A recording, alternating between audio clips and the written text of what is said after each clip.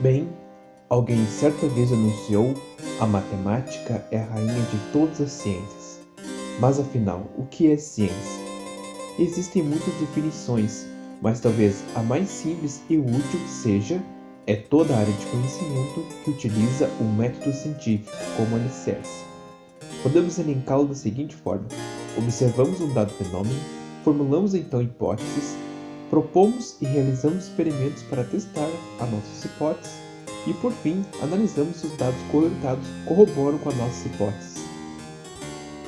Nos últimos séculos, a evolução da matemática e da física estiveram vinculados, pois os grandes problemas que a física resolveu e ainda irá resolver dependeu crucialmente da criação de novas técnicas matemáticas, criadas inicialmente com o intuito de resolver esses problemas. Talvez uma das únicas exceções tenha sido a relatividade, pois toda a matemática necessária para seu desenvolvimento já havia sido construída por Lorentz, Poincaré, dentre outros. Podemos fazer uma analogia de que a consistência matemática é a alma da física. Podemos ainda dizer que estes sejam os dois pilares da física, a matemática e o método científico. E qual foi o objetivo deste trabalho? Estabelecer, dentro do formalismo da teoria quântica de campos, uma relação conflituosa ao calcular os processos físicos envolvendo bósons e férmions em dimensão espaço-temporal d igual a 2. A novidade aqui será o uso de uma identidade típica de pseudo-extensores, a identidade de Schopen, e quanto ao arcabouço teórico utilizado. Quando estamos interessados em descrever partículas fundamentais, se faz necessária uma prescrição adequada para tratar de todas as interações entre as partículas. Esta prescrição será o conceito de campo, que foi introduzido inicialmente em substituição ao conceito de ação à distância. Dentro dessa visão, cada partícula utiliza seu próprio campo, e a interação será vista como sendo devida à presença do campo. Dentro deste formalismo da teoria quântica de campos, construímos um funcional lagrangiano, que representa a teoria. Este funcional é composto por duas partes. Uma parte representando a parte livre, que corresponderá posteriormente à equação de onda relativística. Esta parte é comum de todas as teorias. Nós conhecemos a sua solução exata. Já a outra parte corresponderá à parte das interações, e esta caracteriza cada teoria específica, vem das simetrias assumidas como relevantes para a teoria.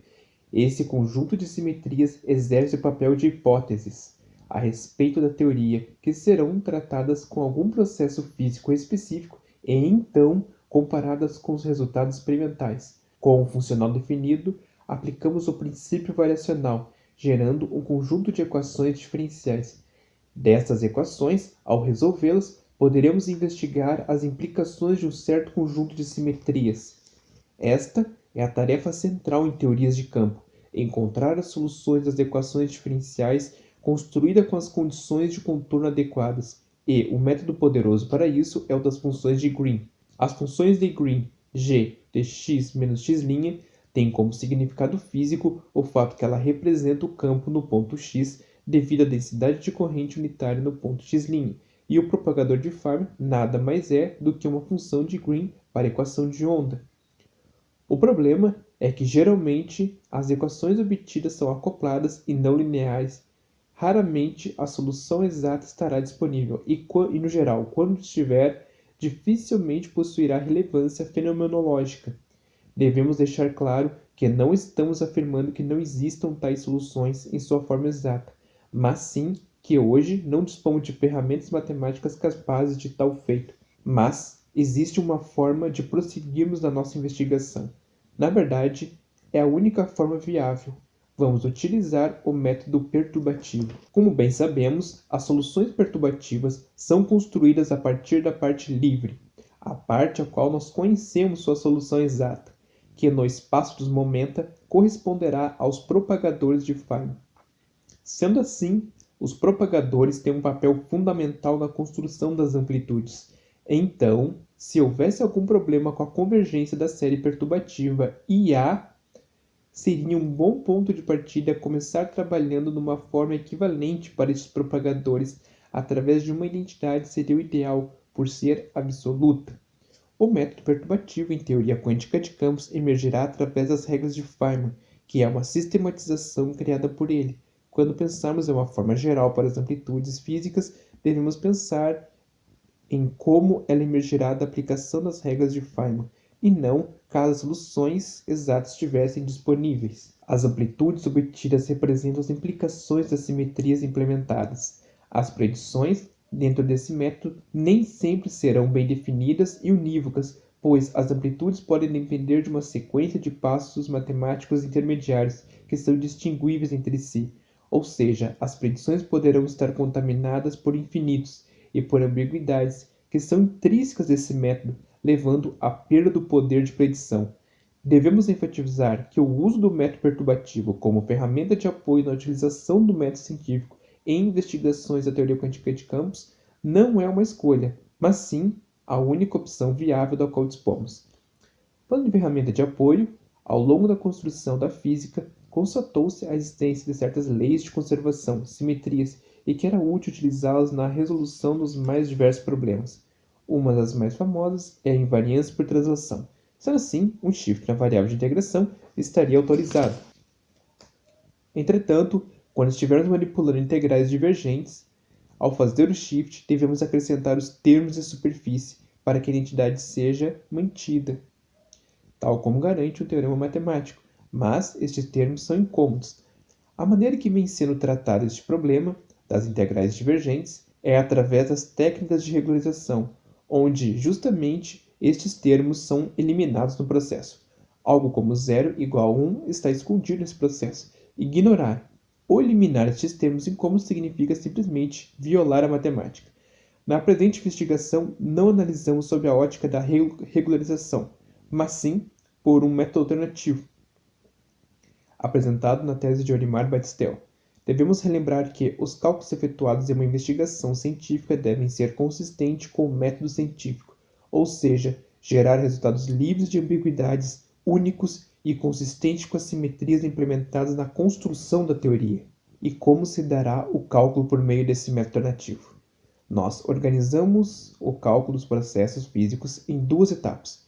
Primeiro, através das regras de Feynman, definimos as amplitudes e na outra etapa implementamos a última regra de Feynman, que trata da integração. Sistematizando o cálculo dessa forma, nos dará a liberdade de adotar representações mais adequadas para os propagadores. Nenhuma integral divergente é de fato calculada. Como mencionado anteriormente, se houvesse algum problema com a convergência da série perturbativa, seria um bom ponto de partida começar construindo uma relação equivalente para o propagador. E é isso que será feito. Através do uso dessa identidade, nós reescrevemos o propagador. Ela é válida para cada um dos propagadores. Essa identidade nada mais é do que uma representação alternativa para os propagadores. E nós vamos aplicar com n igual ao grau superficial de divergência. E fazemos a recontagem até que não sobre nenhum parâmetro físico em integrais divergentes. Nenhuma integral divergente é de fato calculada. E podemos notar que essa identidade ela é decrescente em potências de k. Sendo assim, as amplitudes para a função de 1 e 2 pontos serão estas, onde SF é o propagador fermiônico e γ são os operadores de vértice, que para cada processo assumirá determinados valores, e os processos calculados foram a da amplitude correspondente ao processo físico contendo dois vetores externos, denominado vetor-vetor, VV. Também a amplitude quando escolhemos como estado inicial um bóson axial vetor e, como estado final, um bóson vetorial. Essa amplitude é axial vetor, AV. E por que eles estão escritos dessa forma? Porque a relação conflituosa a qual queremos estabelecer envolve funções de dois pontos e o cálculo do traço e da integração. Assim, já calculei o traço da amplitude axial e vetor, bem como da PV. O cálculo da AV é muito semelhante ao cálculo da VV. Inclusive, podemos escrever a AV em termos da VV. Por isso, só a amplitude VV aparece ali com o traço pendente de ser calculado. É a partir de agora que vamos iniciar a construção da relação conflituosa mencionada anteriormente. Olhando para a amplitude VV, notamos que podemos realizar o cálculo dela por dois caminhos equivalentes, diferindo unicamente por passos intermediários indistinguíveis entre si. No primeiro caminho, integramos e depois calculamos o traço. No segundo caminho, tomamos o traço e integramos. Ao fazer isso, para as amplitudes VV e AV, teremos, por ambos os caminhos, aparentemente resultados diferentes entre si, o que não deveria ocorrer, mas isso deve ao fato que ainda não estipulamos um valor para a nábula beta-beta. E para nos auxiliar nessa tarefa, fazemos uso de três tipos de identidade. A primeira será a relação entre funções de Green, que consiste em pegarmos as amplitudes em sua forma integrada e então contraímos com o momento externo Q igual a K2 menos K1. E assumindo apenas a linearidade na operação de integração, construímos a nossa identidade, que verificará se a linearidade nas integrações da VV e AV foi mantida. O segundo tipo de identidade é a identidade de Ward, que vem das simetrias, e para sua construção é utilizado o conceito de invariância translacional. Ela verificará se as amplitudes calculadas correspondem às simetrias que foram implementadas na construção da teoria, as hipóteses a qual queremos testar. O último tipo de identidade é a identidade de Schotten. Ela relaciona pseudotensores e será utilizada na construção do resultado da AV. Dessa forma, construímos relações entre funções de Green para os processos VV e AV, o qual os resultados de nossos cálculos deveriam respeitar em sua forma integrada. E ao contrair nossos resultados com o momento externo Q, obtivemos os seguintes resultados.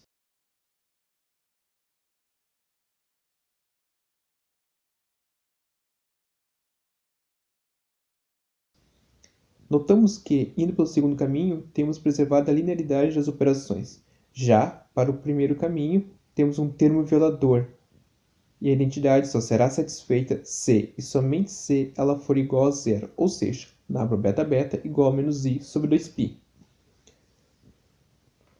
Vejamos agora como os resultados obtidos se revelam frente às identidades de Ward. Como a amplitude VV possui dois índices vetoriais, teríamos então duas correntes conservadas. Isso significa que a contração com os momentos externos deverá resultar em um valor identicamente nulo. Olhando para os resultados por ambos os caminhos, vemos que a identidade será satisfeita no caminho 2, nábula mu igual a zero, e no caminho 1, para nábula beta-beta igual a menos i sobre 2π, exigindo que as duas condições sejam satisfeitas simultaneamente. Passamos agora para as verificações envolvendo a amplitude AV. No primeiro momento, apresentamos os resultados por ambos os caminhos e agora fazendo uso da identidade de Schotten, torna-se.